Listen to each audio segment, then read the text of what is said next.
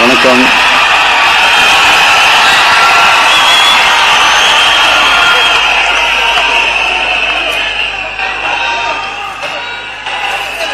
என்ன சொல்றது, எப்படி ஆரம்பிக்கிறதுன்னு தெரியல.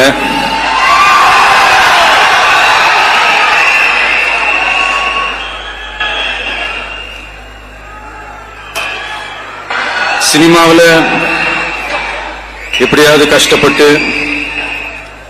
வெற்றி அடையன்னு இருந்த ஒரு சாதாரண அசிஸ்டன்ட் டைரக்டருக்கு பிறந்த ஒரு பிள்ளையா எனக்கும் வாழ்க்கையில வறுமைனா என்னன்னு எனக்கு நல்லாவே தெரியும், பசினா என்னன்னு எனக்கு நல்லாவே தெரியும். நான் ஒன்னும் பெரிய மன்னர் பரம்பரையில இருந்தெல்லாம் வந்துடல.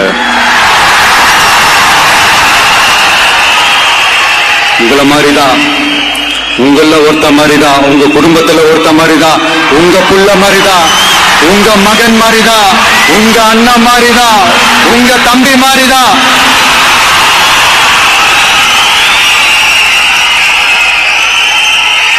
அப்படிதான் நான் உணர்றேன். நீங்களும் என்ன அப்படி நினைச்சதுனாலதான் சினிமாவில் எனக்கு ஒரு மிகப்பெரிய ஒரு இடத்த ஒண்ணு கொடுத்தீங்க. அதையெல்லாம் விட்டுட்டு உங்களுக்காக நன்றி கடன் செலுத்துறதுக்காக அரசியலுக்கு வந்த உங்க விஜய, இந்த விஜய, நீ வா விஜய், நாங்களா இருக்கோம், பாத்துக்கிறோம். விஜய் தம்பி நீ வா, நாங்க இருக்கோம். விஜய் தம்பி நீ வா, நாங்க இருக்கோம். அண்ணா நீ வாடா, நாங்களா இருக்கோம். நண்பா நீ வா நண்பா, நாங்களா இருக்கோம் சொல்லி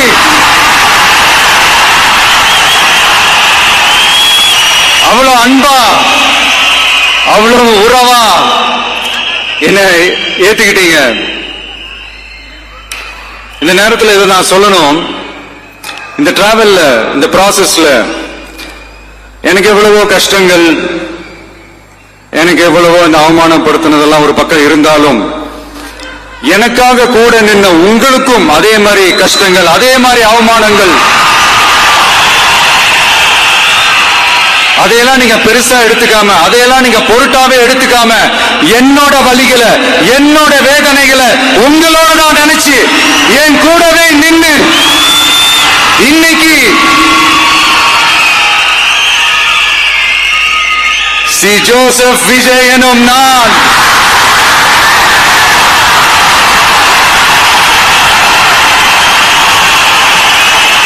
அதை உண்மையாக்கி இருக்கிறீங்க. உண்மையிலே எனக்கு என்ன சொல்றதுன்னு எனக்கு தெரியல. என்னுடைய உறவுகளே, என்னுடைய சொந்தங்களே, நான் ஒன்னும் தேவ தூதன்லாம் கிடையாது. நானும் ஒரு இயல்பான ஒரு வாழ்க்கை வாழ்ற ஒரு சாதாரணமான மனுஷன்தான்.